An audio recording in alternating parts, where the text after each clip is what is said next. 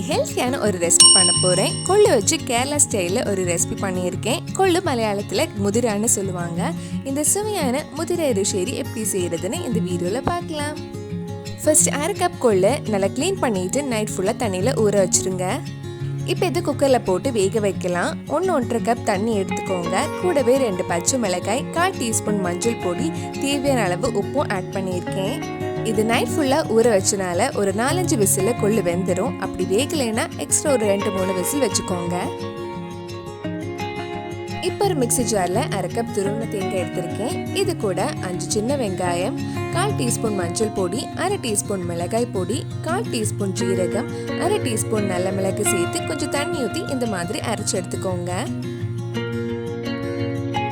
கொள்ளு வெந்துடுச்சான்னு பார்க்கலாம். கொள்ளு வெந்ததுக்கு அப்புறம் இதுல 1/4 கிலோ பூசணிக்காய் சேர்த்து வேக வைக்க போறேன். ஒரு விசில் கிட்ட வச்சுக்கோங்க. ஓவர் குக்கர் ஒவ்வொரு மாதிரி இருக்கும். அதுக்கு ஏற்ற மாதிரி நீங்க வேக வச்சு எடுத்துக்கோங்க. நம்ம சேனல்ல இதுக்கு முன்னாடி நிறைய வெஜ் ரெசிபிஸ்லாம் பண்ணியிருக்கேன். நீங்க இன்னும் அந்த வீடியோஸ்லாம் பார்க்கலன்னா அதோட லிங்க் டிஸ்கிரிப்ஷன்ல இருக்கு. மறக்காம அந்த ரெசிபிஸும் போய் பாருங்க.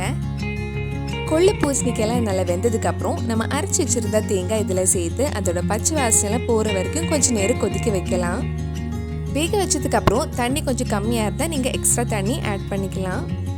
கொஞ்சம் நேரம் லோ டு மீடியம் ஃப்ளேமில் இருக்கட்டும். அதுக்குள்ளே இன்னொரு பேனில் நம்ம கொஞ்சம் தேங்காய் வறுத்து எடுக்கலாம். ஒரு பேனில் கொஞ்சமாக தேங்காய் எண்ணெய் ஆட் பண்ணியிருக்கேன். எண்ணெய் சூடானதும் கடுகு போடலாம். கடுகு வெடிச்சதும் இதில் 1/4 டீஸ்பூன் உளுந்தம்பருப்பு, ஒரு காஞ்ச மிளகாய், கொஞ்சம் கருவேப்பிலையும் ஆட் பண்ணியிருக்கேன். இதில் 1/4 கப் துருவின தேங்காய் சேர்த்து நல்ல கோல்டன் ப்ரௌன் கலர் ஆகுற வரைக்கும் நல்லா வறுத்துக்கோங்க. பச்சை வாசெல்லாம் போய் நம்ம கறி சூப்பராக ரெடி ஆயிருக்கு. கடைசியாக இதில் ஒரு சின்ன பீஸ் சர்க்கரை ஆட் பண்ணி மிக்ஸ் பண்ணதுக்கப்புறம் இது ஆஃப் பண்ணிடுங்க. தேங்காய் இந்த மாதிரி நல்ல பொன் நிறம் ஆனதும் நம்ம ரெடி பண்ணி வச்சுருக்க கறியில் இதில் ஆட் பண்ணி மிக்ஸ் பண்ணால் நம்ம சுவையான கேரளா ஸ்டைல் முதிரை எரிசரி ரெடி ஆகிடும்.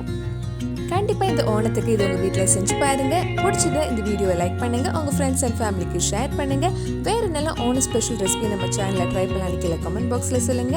நீங்கள் இன்னும் என்னோட சேனலை சப்ஸ்கிரைப் பண்ணலைன்னா மறக்காம சேனலை சப்ஸ்கிரைப் பண்ணுங்க. கூடவே அந்த பெல் ஐக்கனை ப்ரெஸ் பண்ணால் நான் புது வீடியோ போட்ட உடனே உங்கள் ஃபோனுக்கு நோட்டிஃபிகேஷன் வந்துடும்.